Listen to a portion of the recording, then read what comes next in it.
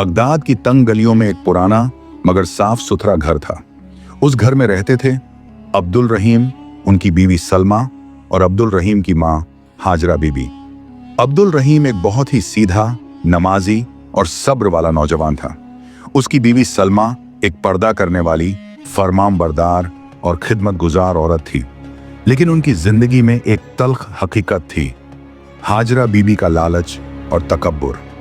जब जिल-हिज्जा का महीना आया और कुर्बानी के दिन करीब आए, पूरे बगदाद की मस्जिदों में तकबीरों की सदाएं गूंजने लगीं। शहर के हर कोने से लोग कुर्बानी के लिए जानवर खरीदने लगे। अब्दुल रहीम ने भी अपनी मामूली आमदनी से एक अच्छा सा मोटा ताजा बकरा लिया, जिसे देखकर हर कोई कहता, माशा अल्लाह, कैसी प्यारी कुर्बानी होगी इस बार। लेकिन हाजरा बीबी की नीयत कुछ और थी। उन्होंने उस बकरे को देखकर दिल में ही सोच लिया कि इसका सारा गोश्त वो अपने अमीर रिश्तेदारों को देंगी, जिनसे उन्हें बड़े फायदे की उम्मीद थी, और जो गरीब पड़ोसी थे उनके लिए जो भी हड्डी बड्डी बचेगी ना, वो इन गरीबों के लिए काफी है, उन्होंने सलमा से कहा। सलमा की आंखें भर आईं। उसने अदब से कहा, अम्मी जान, कुर्बानी 3 हिस्सों में होती है। एक हिस्सा खुद के लिए, एक हिस्सा रिश्तेदारों के लिए और एक हिस्सा पड़ोसियों और गरीबों के लिए। चुप हो जा, तू मुझे इस्लाम सिखाएगी, हाजरा बीबी ने तेज आवाज में कहा। हमारे जमाने में कौन ये 3 हिस्से करता था? उस दिन सलमा ने बहुत सब्र किया, लेकिन रात में जब अब्दुल रहीम को बताया तो वो कुछ ना बोल सका। उसकी आंखों में भी गहरी बेचैनी थी, लेकिन उसने कहा, सलमा, हम गलत नहीं कर सकते। अगर मेरी माँ कुछ कह रही हैं तो मैं उनसे उलझ नहीं सकता।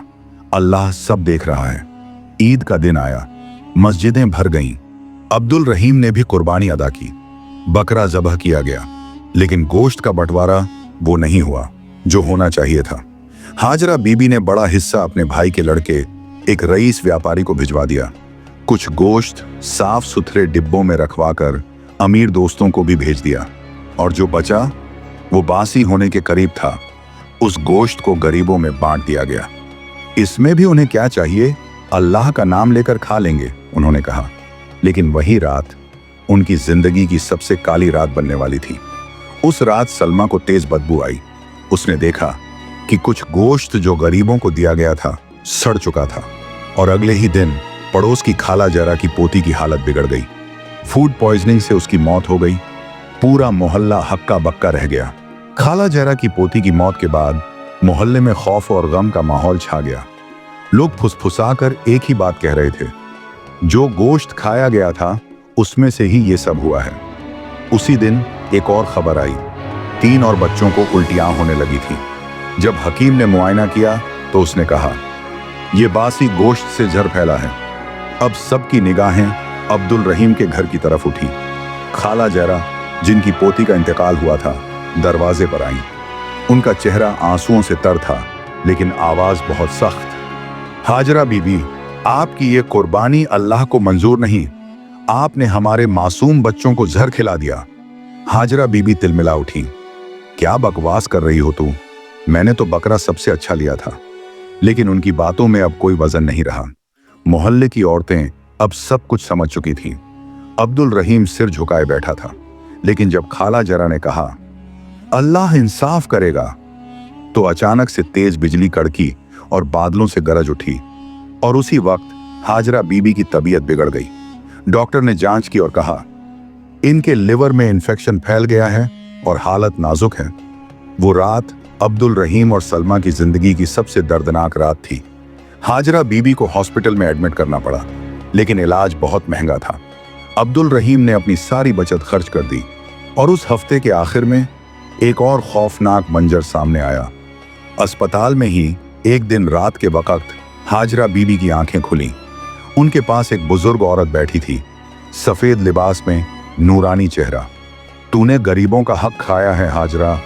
अल्लाह का इंसाफ हर हाल में पूरा होता है। हाजरा बीबी चीख पड़ी, कौन हो तुम?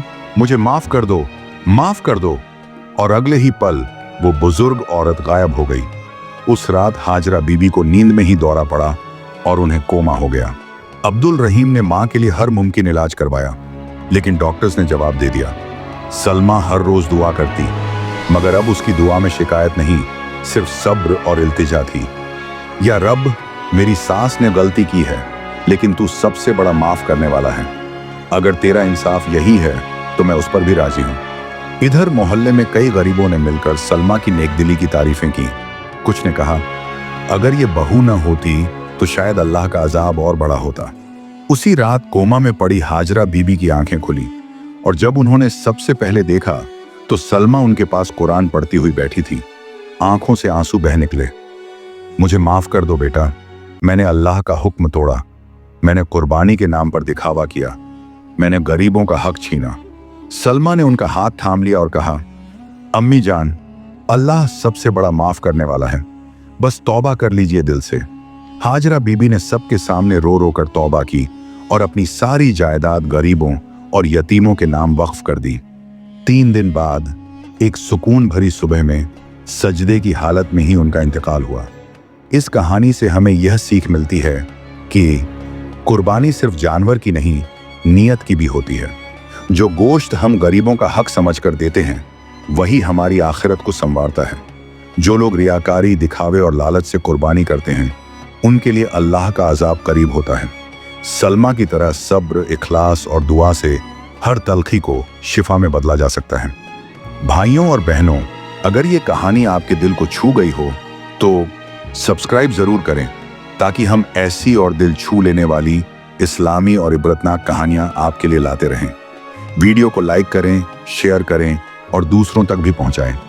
अल्लाह हमें सही नियत और गरीबों का हक अदा करने वाला बनाए। आमीन।